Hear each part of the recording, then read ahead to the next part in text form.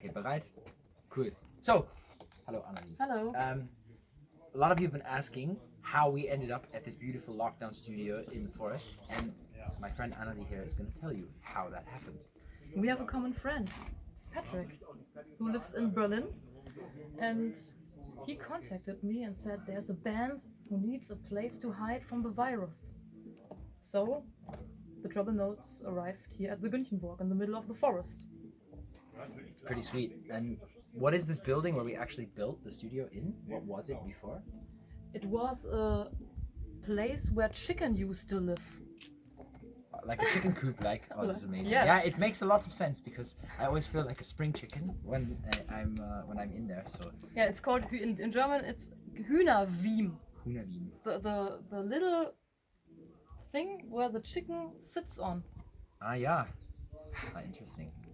And what is it normally used for though? Like now that Normally it's used for making sport, yoga for example, We use it for that and too. health groups.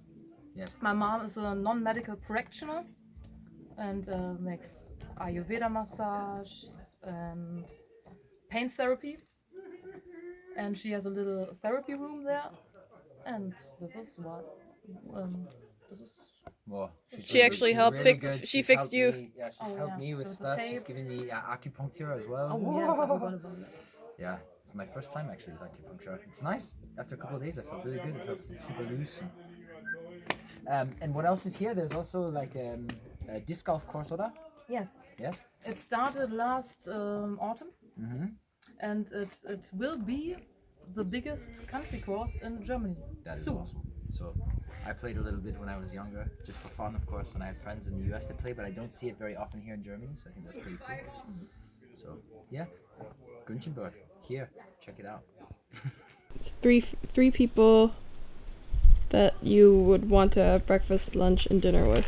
So I'd start the morning and have breakfast with Gautama the Buddha and have some really nice food with him and some not coffee, tea, and talk to him about enlightenment and life in general and questions that I have and get some enlightenment from him, or try to get there, at least try to understand it a little bit better. So that's how I would like to start the day, with some proper wisdom from the man himself, the Buddha.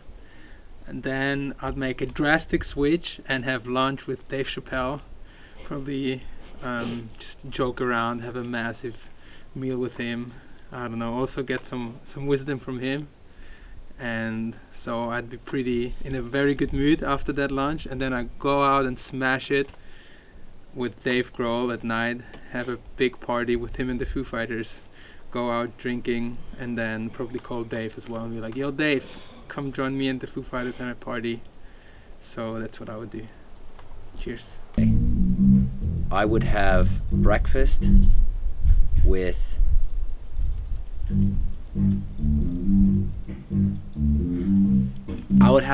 breakfast with Elon Musk, and I would talk about singularity and I think I do talk about a lot. I want to know, where, like, I have a lot of technological questions for him. I think that would be super fascinating for me. It would be invigorating for the day. And then I would have lunch with, I think, Thomas Jefferson. Yeah, and I would love to ask Thomas Jefferson or Thomas Paine if, given all that's happened since they've deceased, where would they stand on a lot of issues, and would they be proud of kind of what Western society has become? And dinner and of course drinks afterwards would be with Joe Rogan. I like Joe Rogan a lot for a lot of reasons. We don't agree on everything, but I think his podcast is, I mean, that's like a dream. I watch a lot of his podcasts, and I think he has such an incredible way of allowing people to just talk, and he has a great grasp on a lot of different subjects, and I think he would be a super fun conversation to have with a lot of just to kind of sit down and just go through all sorts of different topics and things like from ranging from technology to philosophy to history. I mean, Joe's a smart guy, and I think he's done really good for the world in helping kind of push that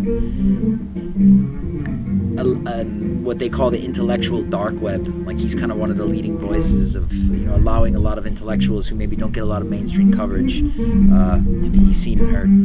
An honorable mention, probably for lunch, would be I'm really liking Eric Weinstein lately. So Eric, he calls himself Weinstein, and he's such an interesting mind, and I really like a lot of his podcast. He has a podcast called The Portal. I think it's super fascinating. I listen to it a lot when I can, and yeah, I find him very fascinating as well. So yeah. So it probably would be really obvious that I would name all my favorite musicians, but I won't do that because there's way too many for just 3 things, so I gotta think about someone else. If it was musicians, I can just name drop a lot of them, like Kurt Cobain, probably Jimi Hendrix, John Frusciante, Ozzy Osbourne, Jamie T, the guy from The View, Alex Turner from the Arctic Monkeys, Jim Morrison from The Doors, but that wouldn't make any sense because it's more than 3. It's way more.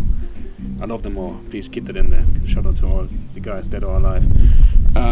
If for breakfast, probably, honestly, it's going to be really sad now. Probably one of my dead grandparents, probably, because I feel like I never asked them enough about their life, especially considering that they were alive during the Second World War. I think I never asked them enough, and there's a lot of things I want to know about them.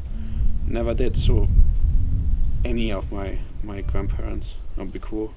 For lunch,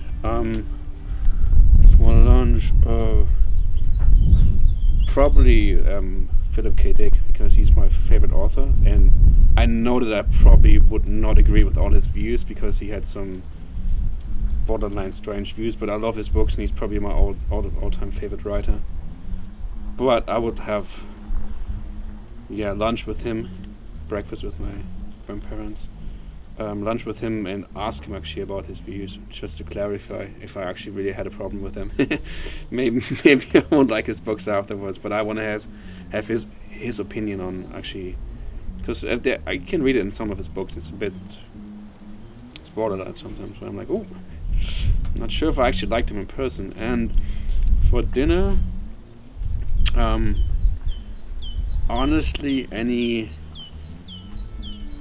person from the distant future, any person from the distant future, because I'm really gutted. I think I said it before in the vlog that I'm never going to see what's going to happen in 2,000 years from now, and I kind of want to have a beer, a lunch, dinner, dinner and maybe a drink, or maybe a cocktail or a cola or something, whatever they like in the future, just to talk about life in the future.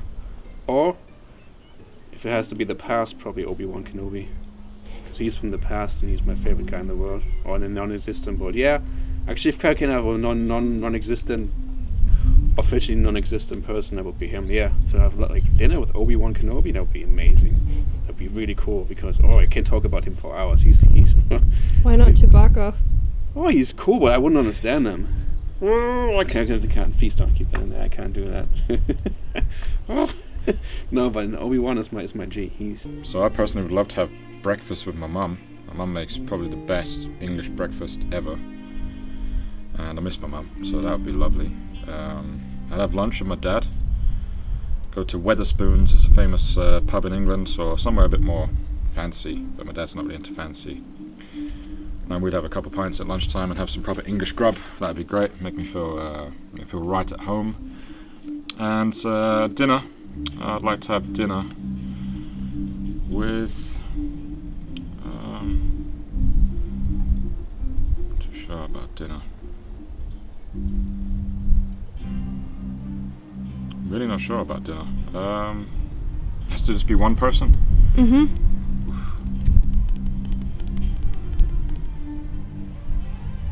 Any musician, anybody like that. I'd love to have dinner with Pavarotti. This would be great. Pavarotti is definitely my favourite singer of all time. I saw him perform in Hyde Park when I was about 3 or 4 years old, and he moved the ground. I don't remember everything properly. I was really young, but I was on my dad's shoulders, and this guy moved the ground. And I love Italian food. And for me, he's one of my favorite Italian people, and probably my favorite singer ever that ever existed. Luciano Pavarotti. I'd love to have a proper 3-4 course Italian meal with some wine and just have a chat. My Italian's not that bad, but I mean, I would definitely learn a lot of Italian just so I could communicate with this guy, because he's given me a lot of power of emotion in my life. Nice one. All right.